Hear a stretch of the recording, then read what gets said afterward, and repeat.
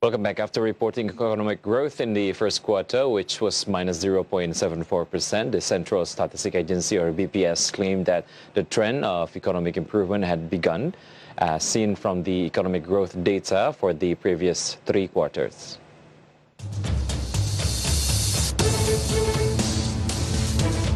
The Central Statistics Agency, or BPS, announced that economic growth in the first quarter of 2021 was minus 0.74% on an annual basis. However, there is a trend of improvement on a quarterly basis. Head of BPS Suharyanto said that economic growth in the first 3 months of this year was better than the previous 3 quarters. In the second quarter of 2020, economic growth was minus 5.32%. In the third quarter, negative 3.49%, and the fourth quarter minus 2.19%. Kontraksi kita hanya sebesar tanda-tanda pemulihan ekonomi akan semakin nyata, dan tentunya kita berharap ke depan apa yang kita harapkan bahwa pemulihan ekonomi akan terjadi di tahun 2021 betul-betul bisa terwujud. According to Suharyanto, the trend of economic recovery is happening globally, supported by China and the United States. This is reflected in rising commodity prices such as CPO, coal and copper. Apart from that, he said state spending and investment also contributed to the recovery. In the first quarter of 2021, state spending reached 523 trillion rupiah, an increase compared to the first quarter of 2020. Meantime, the investment realization also rose 2.3% to 219.7 trillion rupiah. IDX Channel team reported.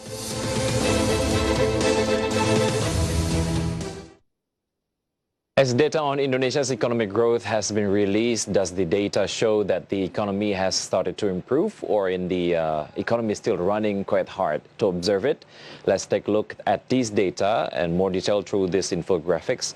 The first one is Indonesia's gross domestic product, or GDP, growth year on year in 2020. In the first quarter, of course, it was on the level of it was on the level of 2.97%.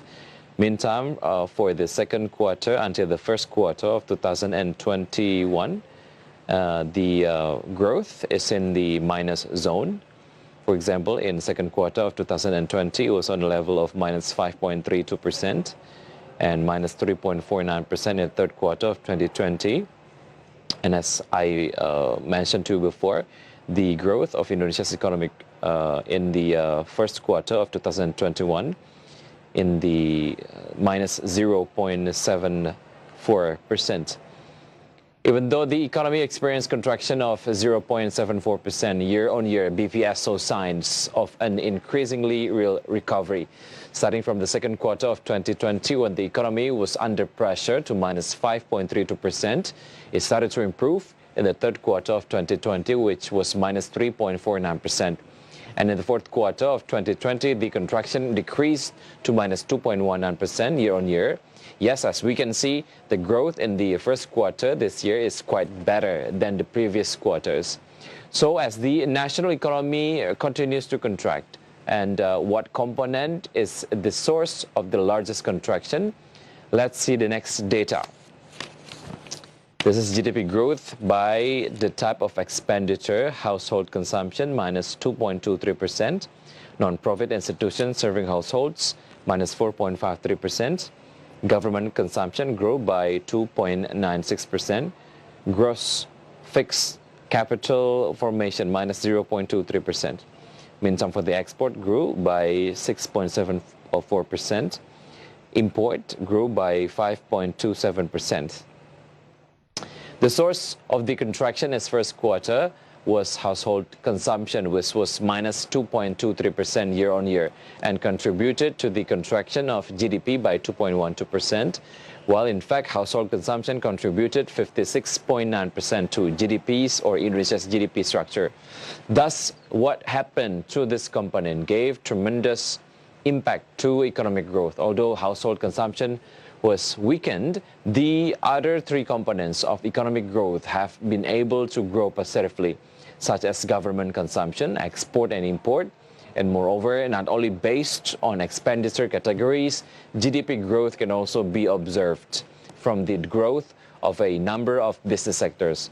And how is the data? Let's see on the next graphic. This is GDP growth in line of business year on year. Agriculture grew by 2.95%. Meantime, for mining and excavation, processing industry, construction, trade and repair, and others, moving in the negative zone. For mining and excavation, for example, minus 2.02%, and processing industry minus 1.38%, construction 0.79 minus, and trade and repair minus 1.23%, and other 0.52%. Agriculture is the leading sector where, based on BPS data, almost all agriculture subsectors are moving positively. This growth is very encouraging considering that 30% of Indonesia's workforce works in the agricultural sector.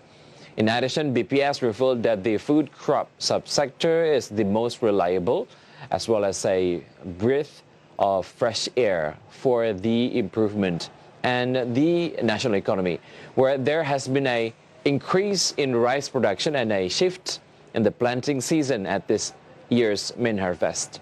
And meanwhile, as the development of the economic recovery continues, IMF has issued forecasts for economic growth in 2021 in a number of Southeast Asian countries. And to know more about it, let's see the next graphic. This is real 2020 GDP growth and versus 2021 growth forecasts. And forecast in 2021. All of them are in the positive trend. For Philippines, for example, 6.9%, Thailand 2.6%, and Malaysia 6.5%, Singapore 5.2%, and Indonesia 4.3%, and Vietnam 6.5%. Meantime, for the real GDP in 2020, all of them are negative, except Vietnam. In the 2020 real GDP growth was on the level of 2.91%. And another international institution, the OECD, stated that the increase in the short term will come from improvements in financial conditions, as well as from significant monetary and fiscal policy measures imposed by government. And however, a number of factors are expected to limit demand and investment. In particular, the labor market will remain weak, while the external sector's contribution to the recovery is hampered by the uncertain global economic situation. Public and private debt is also expected to increase.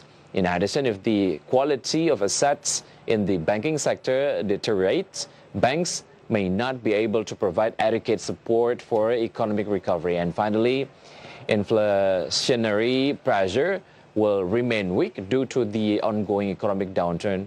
And hopefully, all the efforts for economic recovery will result in optimal economic growth in the following quarters. And of course, it is hoped that the positive impact will be felt by all levels of society.